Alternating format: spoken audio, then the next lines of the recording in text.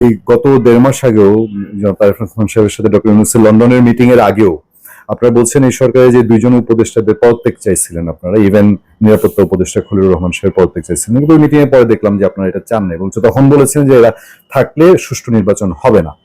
আবার করিডোর বন্দর ইস্যুতে আপনারা খুব সরব ছিলেন। এখন আবার আমেরিকার সঙ্গে নন ডিসক্লোজার এগ্রিমেন্ট হয়েছে, নন ডিসক্লোজার এগ্রিমেন্ট আমেরিকার সাথে, এই এনডিএ যেটাকে বলা হচ্ছে, এটা তো উপদেষ্টা জানাই দিচ্ছে যে এরকম একটা এগ্রিমেন্ট হয়ে গেছে। তো এইসব বিষয়ে বিএনপি নীরব কেন হঠাৎ করে? আগে উপদেষ্টাদের পদত্যাগ চাইলেন, নীরব। ইভেন আপনাদের শক্তি সামর্থ্য সব আছে, মবের বিষয়ে আপনাদেরকে অত সোচ্চার আগে দেখা যায়নি, যেমন তীব্র আকার ধারণ করছে। এগুলা কেন, বা আপনারা এত দ্রুত শিফট করছেন কি? সকল দায়িত্ব কি বিএনপি নিচ্ছে নাকি? আর জনগণকে বিএনপির সকল দায়িত্ব দিয়ে দিচ্ছে নাকি?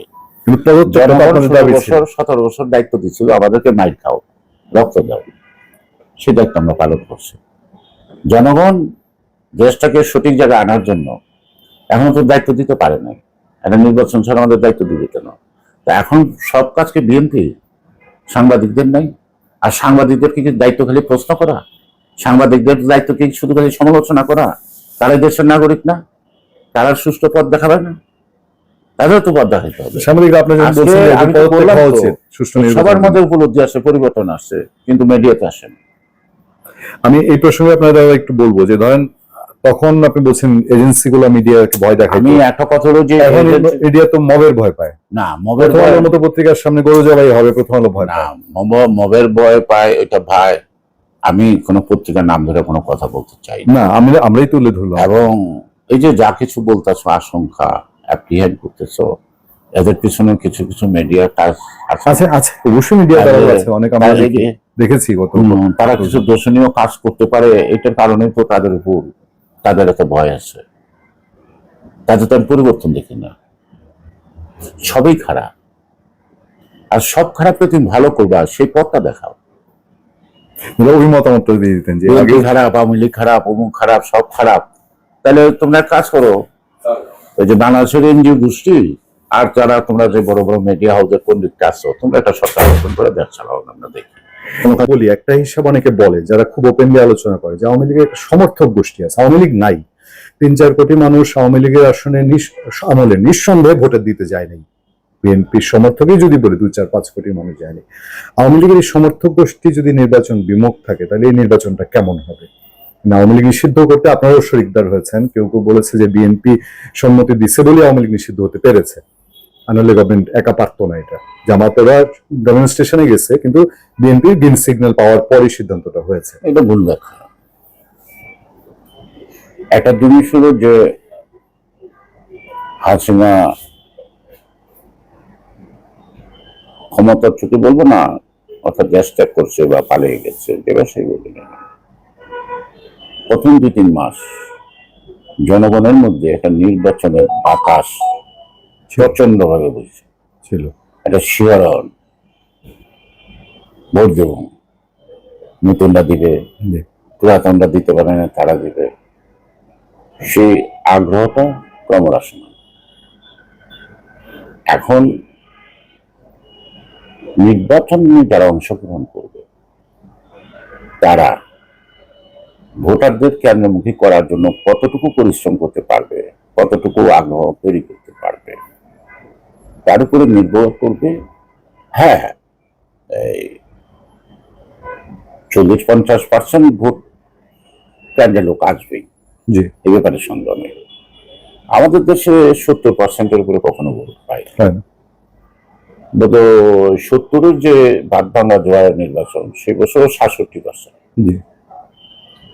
তো এই পার্সেন্টেজটা বাড়াইতে গেলে যারা প্রার্থী, তাদেরকে যেভাবেই হোক জনগণেরকে আস্থায় আনতে হবে এবং তাদেরকে আগ্রহশীল করতে হবে নির্বাচন কেন্দ্রে আসতে।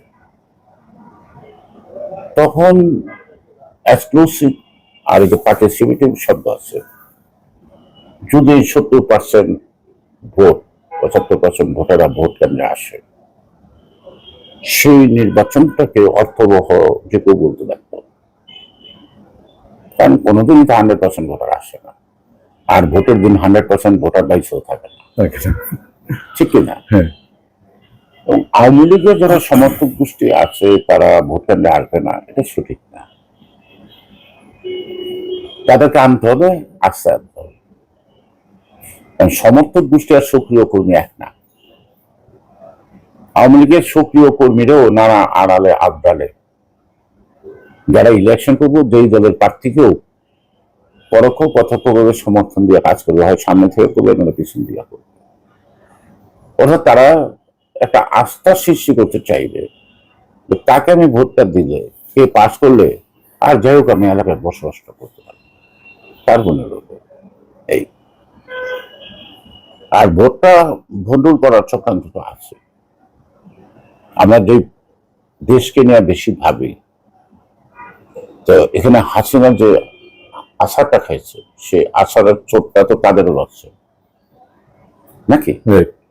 এখন হাসিনা বাসুক আর মরুক, তাদের কর্তৃত্বটা প্রতিস্থাপন করার প্রচেষ্টা তো তাদের থাকবে।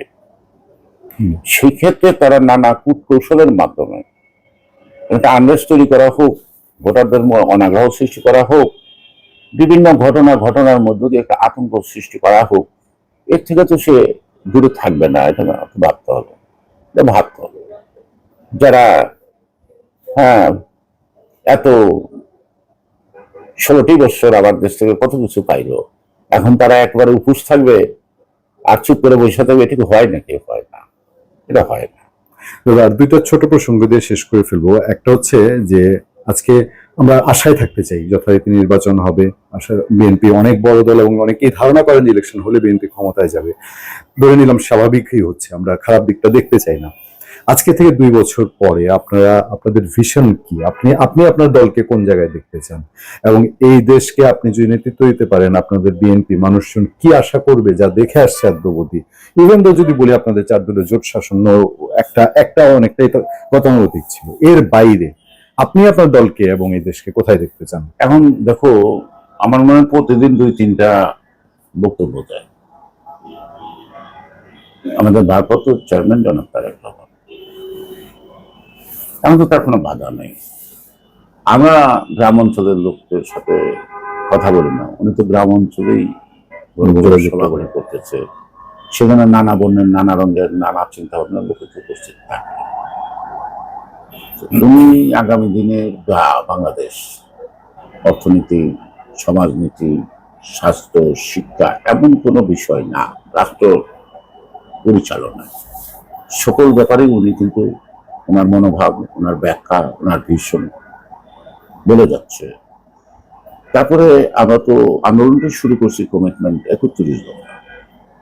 আমি 31 দফাটা এক টার্মে পারবো না, কিন্তু এক টার্মে যদি 30-40% যদি অ্যাচিভ করতে পারি, তাহলে জনগণের আশাটা থাকবে কাজটা শেষ হবে।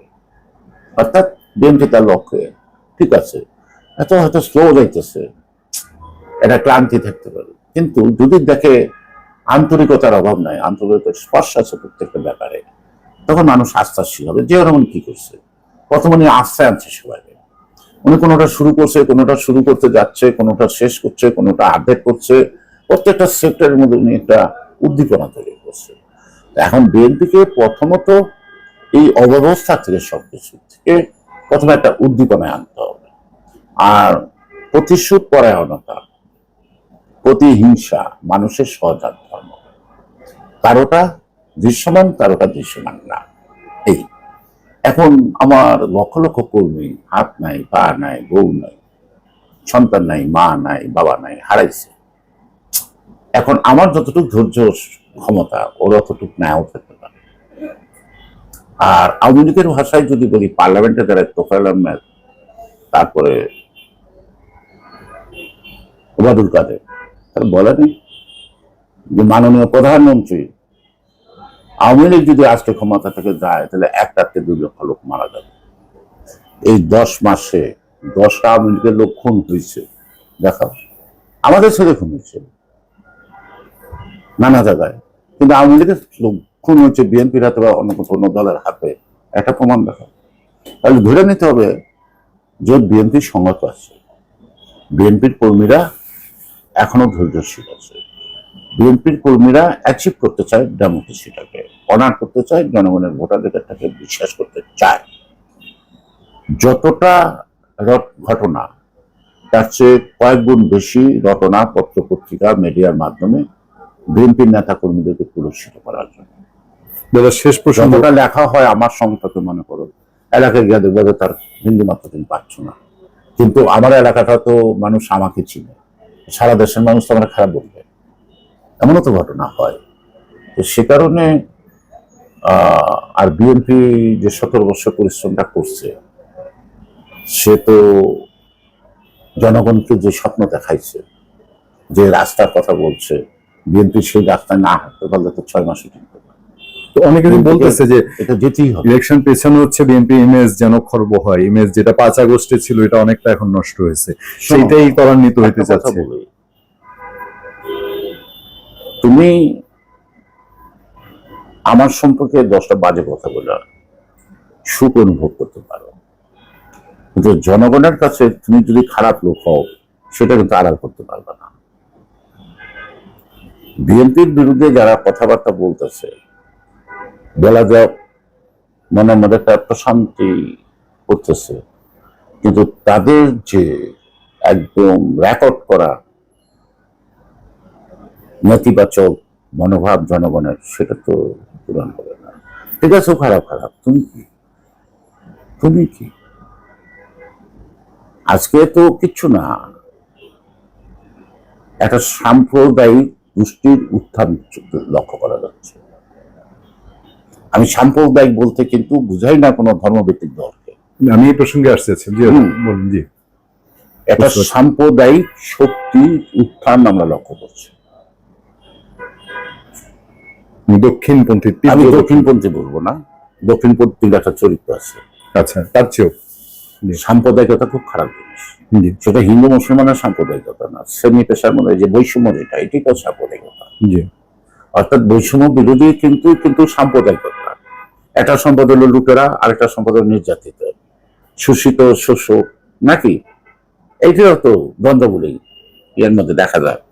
তো এখন ধার্মিক মানুষের কাছে সবার আমানত কিন্তু সঠিক থাকে, যে ধার্মিক, যারা ধর্ম প্রচার করে, যারা ধর্মের কথা বলে, তারা জাতির শত্রু না, তারা জাতিকে সুন্দর পথ দেখায়, কোরআনের বাণী বলে, নবী করিম হযরত মুহাম্মদ সাল্লাল্লাহু আলাইহি বাক্য বলে শোনায়, অর্থাৎ তুমি সেই পথে চলো। আমি এটাকে কিন্তু করি না, এটা ভালো, কিন্তু এটার আড়ালে যারা ফায়দা লুটতে চায়,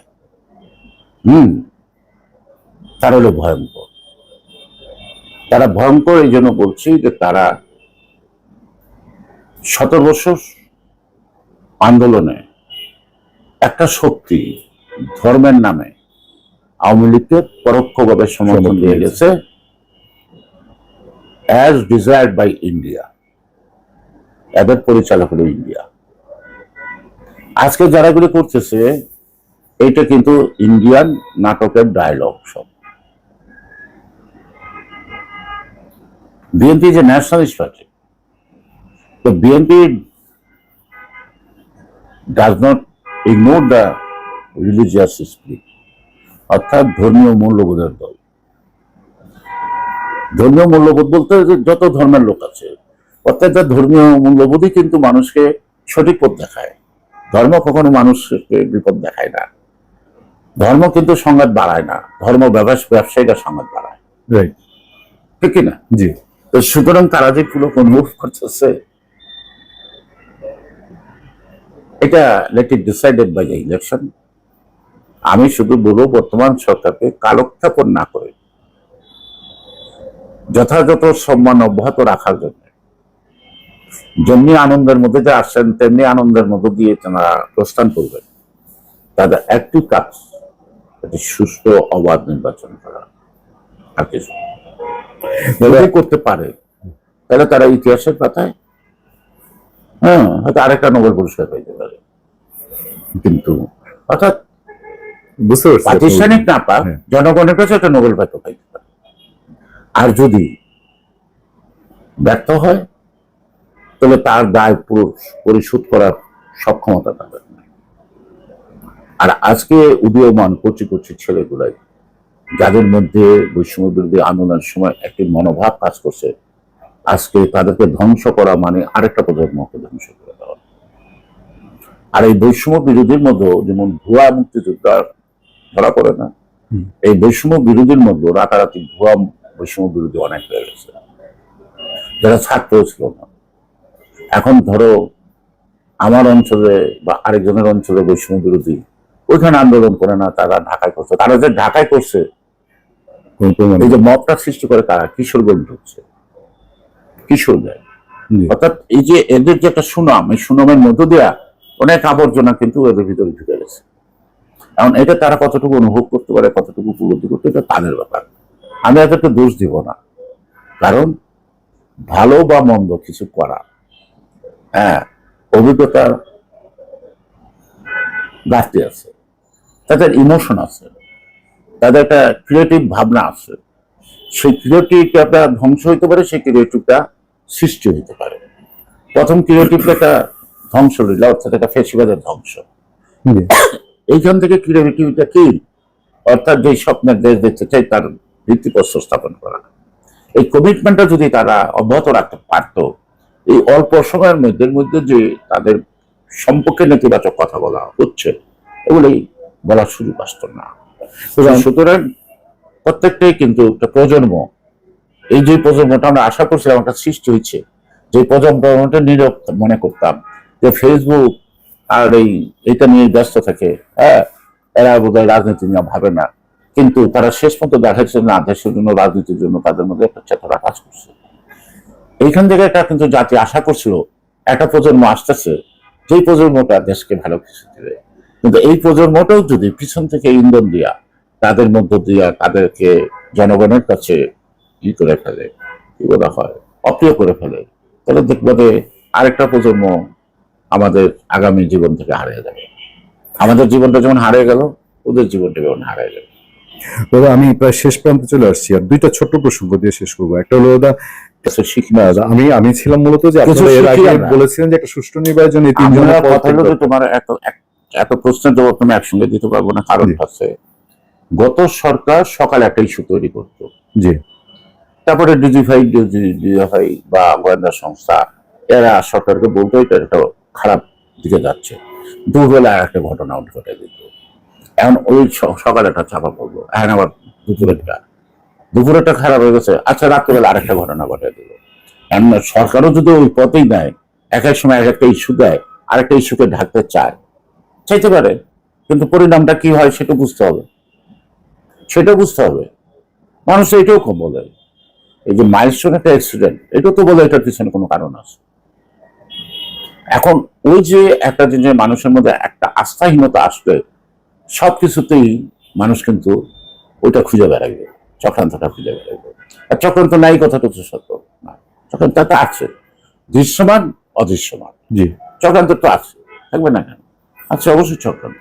আচ্ছা, এই প্রসঙ্গে বাইরে যাই, সেটা হলো সবশেষ যে এই দেশে দেখা গেছে যে এই সরকার আসলে আওয়ামী লীগের প্রতি মানুষের ক্ষোভ ছিল, নিঃসন্দেহে কিছু ঘটনা ঘটেছে, কিন্তু মুক্তিযুদ্ধ এবং মুক্তিযুদ্ধের চেতনা, আপনারা মুক্তিযুদ্ধের চেতনার ধারক বাহক, প্রেসিডেন্ট জিয়াউর রহমানের দল আপনাদের তিনি প্রতিষ্ঠাতা, কিন্তু এই সময়ে এসে দেখা গেছে মবে যারা জড়িত, বিএনপি গিয়ে ওই শিক্ষকের গলায় জুতার মালা দিচ্ছে, এরকম উদাহরণ কম দেখা যায় না। কারা, মানে কম দেখা যায়, কারা দিয়েছে দেখা গেছে, বেশি দিয়েছে ওই নতুন যারা, এটা কিশোর গ্যাং বলেন যাই বলেন, শিক্ষকের গলায় জুতার মালা। মুক্তিযুদ্ধ ঠিক আছে, আওয়ামী লীগের স্মৃতিস্তম্ভ ভাঙা হচ্ছে, কিন্তু মুক্তিযুদ্ধের বীর শ্রেষ্ঠদের স্মৃতি ভাঙা হচ্ছে, বিজয় সরণিতে ভাঙা হচ্ছে। এই যে মুক্তিযুদ্ধের চেতনাগুলোর এই জায়গাগুলোতে আঘাত দেওয়া, এই জায়গাটায় বিএনপিকে নীরব দেখা যায় কেন? না, বিএনপি নীরব নাই। যারা মুক্তিযুদ্ধের বিরোধিতা করছে তারা এখনো মুক্তিযুদ্ধকে মেনে নিতে পারে না, তারাও বাংলাদেশকে এখনো স্বাধীন বলে না, তারা বলে 5ই আগস্ট দেশ স্বাধীন হয়েছে। সুতরাং তাদের চেতনার সাথে বিএনপির চেতনার একটা মৌলিক পার্থক্য থাকে। তারা এই মুক্তিযুদ্ধের এই সব স্মৃতির চিহ্ন মুছে ফেলতে চায় কেন? অর্থাৎ তারা 71-এর মুক্তিযুদ্ধ 16ই ডিসেম্বর দেশ স্বাধীন হয়েছে এটা অস্বীকার করতে চায়, এটা অনুমান করা যায় কেন? বলে অনেকে, ওপেনলি বলে। হ্যাঁ, যারা এটা অস্বীকার করতে চায় তারা জাতির বন্ধুত্ব পাবে কিনা, জাতির ভালোবাসা, সম্মান, শ্রদ্ধাবোধ পাবে কিনা? বিএনপি বাধ্য। আর এইসব কথা বললা তারা বিএনপি মানে ভোটে হারাইব, এদের অস্তিত্ব তারা টিকে রাখতে পারবে কিনা ফলাফল দিই। সবশেষ আমি আওয়ামী লীগকে ঘৃণা করতে পারি, কিন্তু আমার স্বাধীনতাকে আমি ঘৃণা করবো কেন? নাকি সেটাই আর আমাদের সেটাই একটা বলছি। পার্টি, জি পার্টিটা যারা রিপ্রেজেন্ট করে, বাতাসটা যখন গায়ে লাগে তখন বোঝা যায় বাতাস, চোখে তো দেখা যায় না। তো সুতরাং আওয়ামী লীগ তো একটা সাইনবোর্ড, এইখানে যারা আসে এই সাইনবোর্ডের নিচে, এই সাইনবোর্ডটার কাজে লাগে অপকর্ম করছে, তাদের দ্রুত বিচার করো। তাহলে তো পলিটিক্যাল পার্টিগুলো ক্লিন হয়ে যাবে। যে সকল রাজনৈতিক দলের মধ্যে খারাপ লোকগুলো আসে, তুমি সুষ্ঠু একটা ইয়ের মাধ্যমে প্রশাসন এন্ড বিচার বিভাগের মধ্য দিয়ে তুমি খারাপ লোকগুলোকে ছাড়াই করো না, তাদেরকে শাস্তির আওতায় আনো না কেন? তা আমার বিএনপি যদি দুটা খারাপ লোক থাকে দাও না তাদের ফাঁসায়। হ্যাঁ, আওয়ামী লীগের খারাপ লোক আছে দাও না ফাঁসায়, তারপরে আওয়ামী লীগ যারা করবো ভালো লোকরা করতে বাধ্য দেবো, দেখা যায় যে খারাপ লোক রাখে না। তো তো দলগুলোকে তো এই নিঃশ্বাসগুলোকে সেই সুযোগটাও তো বন্ধ এখন, যেহেতু আপনারা গ্রিন আর সিগন্যাল যারা নাকি দিয়েছেন। চাঁদা বাজার গলার আওয়াজ দেয় ওয়াজ মাহফিলের মতো বড় বড়, তারা কি করে? চাঁদা নেয় না, তারা জীবন ওইরা হাদিয়া দেয়, প্রতিদিনই হাদিয়া নেয়, হাজার হাজার লক্ষ লক্ষ লোক হাদিয়া দেয়। কেন হাদিয়া জানি না এটা বিধানসম্মত কিনা জানি না। আর রাজনীতিটা তো বেশি 10 টাকা নিলে এটার বলে চাঁদা। আর মাথায় করে লয়ে যেতেছে, হাঁটাইয়া গরু লয়ে যেতেছে, ওরসে এইটা, এই গরুগুলো যায় কই করে? এটা বিক্রি হয় না? বিক্রি হয় এই টাকাটা কে নেয়? হুজুরই নেই যারা এটা। এই টাকাটা কোথায় জমা হয়? বলছিলাম যে আপনি শেখ মুজিবুর রহমান শেখ হাসিনার পিতা হিসেবে তার তার মূর্তিও ভাঙলেন, কেউ কেউ মনে করে যে আচ্ছা এটাও ভাঙা যায়, কিন্তু আপনি যখন ওই বীরশ্রেষ্ঠদের মূর্তি ভাঙবে এবং বিএনপি তখন কোনো বিবৃতি দিবে না, তখনই তো প্রশ্ন ওঠে যে বিএনপি কে এখন না না, হাল বুঝে শুধু তুমি শোনো, পারপাসলি কথা বলবো না। আমাদের নলেজে যা আছে এই প্রশ্নে বাবু গয়েশ্বর রায়ের কাছে বিএনপি করা যে সমস্ত প্রশ্নের উত্তর মেলেনি। আমার গালি দিচ্ছে, তুমি 3 লাইনে হেড লাইন করলা, আমি তার উত্তর দিলাম, তুমি ওই বাড়ি ভাড়া হয় ওই জায়গার মধ্যে দেখলা, তো এটা খুঁজে পড়বো বেটা আমার কথাটা। নতুন মিডিয়া তো বহুত আকাম জানো তোমরা। আমার চরিত্র হননের সময় 3 কলামে, আর আমি এটা যখন ব্যাখ্যা দেবো উত্তর দেবো এক কলম। তখন দেখা যাবে যে না বাড়ি ভাড়া দেওয়া হয়, ফ্ল্যাট ভাড়া দেওয়া হয় ওই পৃষ্ঠা দিচ্ছে, জি ঠিক কিনা? হ্যাঁ। আবার একটা কেস বলেবা, আর একটা ভালো শব্দ আছে ওনার ফোনে পাওয়া যায়, মানে চেষ্টা করছে তোমার কথা, কারণ একটা নিয়মমূলক কথা নিতে হয়। জি তো তোমার যখন পাওয়া যায় না, তুমি যদি 2 দিন অপেক্ষা করো, তাহলে ফোনে না পাওয়া যায় তাহলে তো বাসায় পাওয়া যায়। তুমি আমার বিরুদ্ধে একটা অভিযোগ পাই না, তুমি আমার টেলিফোন করবা কেন? তুমি আসো আসো, এই অভিযোগ, এই ব্যাপার।